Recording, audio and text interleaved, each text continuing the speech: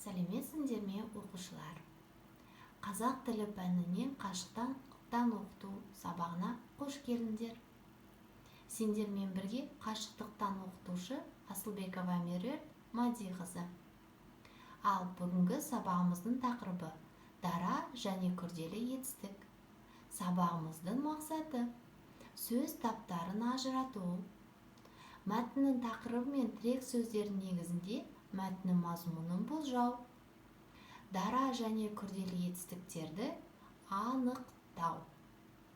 Ал енді балалар осы мақсатқа жету үшін бір шама тапсырмаларды орындайық. Алғашқы тапсырма өткенге шолу, яғни жаңа тақырыпты бастамас бұрын өткенге шолу жасап алайық. Сендерге ұсынылған сұрақтарға жауап беріп көріңдер. Сөз таптары дегеніміз не? Зат, есім нені білдіреді?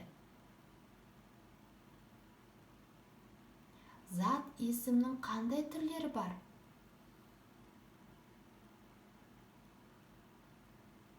Ал балалар, 3 сұраққа да жауап бере алсаңдар, жарайсыңдар. Келесі тапсырмаға көшейік. Сендерге ұсынылған кестедегі сөздерді оқыңдар.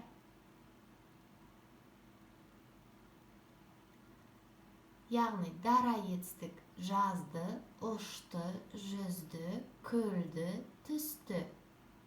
Күрделі етістік жазып отыр, ұшып бара жатыр, жүзіп жүр, күліп отыр, түсіп кетті. Енді балалар, осы кестедегі сөздерді оқи отырып, етістіктің қандай түрлері бар екен? Қане болжау жасап көріңдер.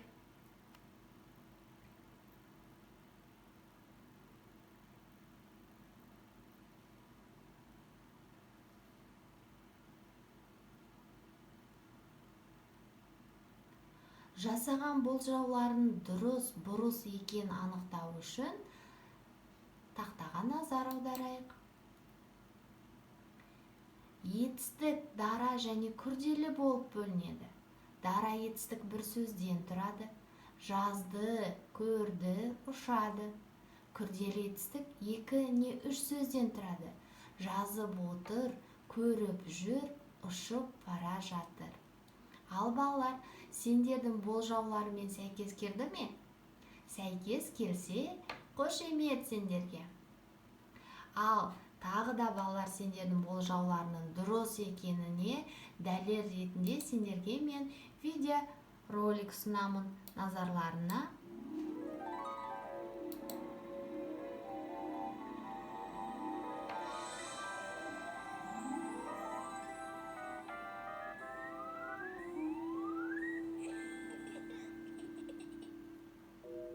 Ай мектеп.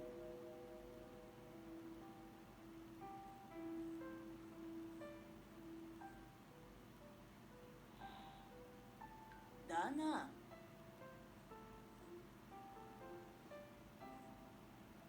Саған не болған?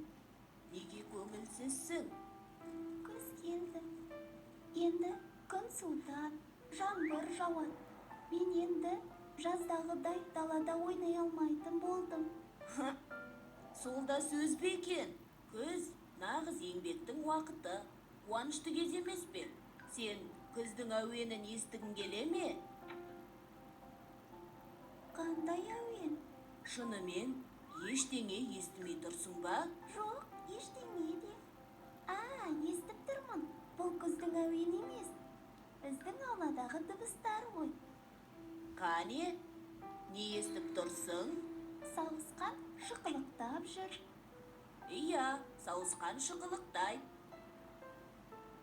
Анау жақта торғайлар шырылдап тұр. Иә, торғайлар шырылдайды. Жеңіл көліктер кетіп бара жатыр.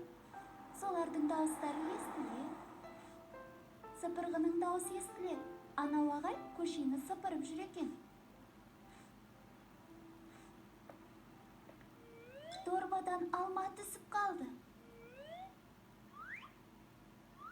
Ал алма кетті домалап, көше бойын жағалап.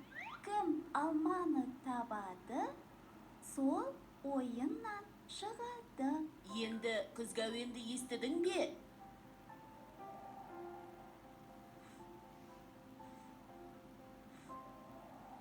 Иә, естіп тұрмын.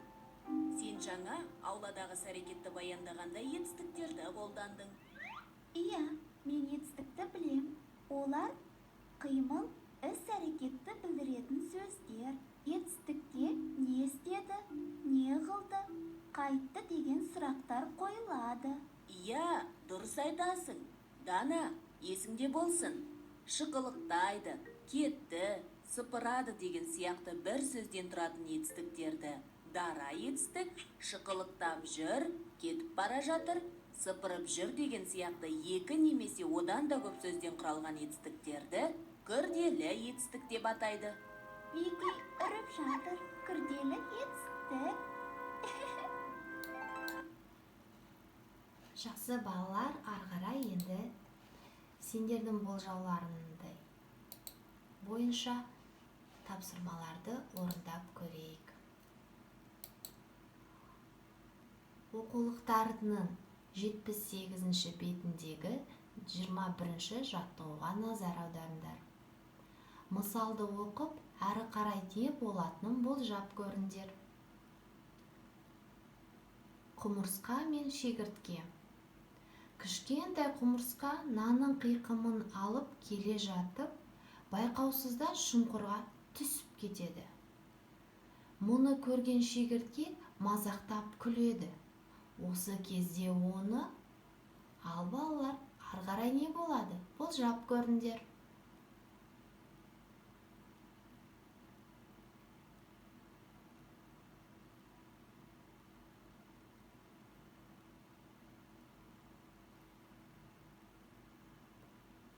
Болжау жасап болсақ балалар, келесі тапсырмасы мысалдағы қарамен жазылған етістіктерді дара, не күрделі екенін ажыратамыз. Түсіп кетеді. Қандай етістік? Күледі. Қандай етістік? Жарайсыңдар балалар. Ал енді сабағымызды қорытындылау үшін балалар, өзіңді тексер, тапсырмасын орындап көрейік.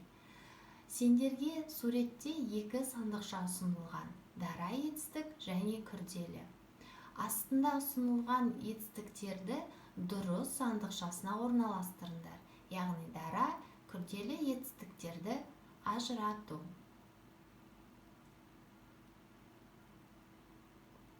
Егер осы тапсырманы орындай алған болсаңдар, сендерге қошемет.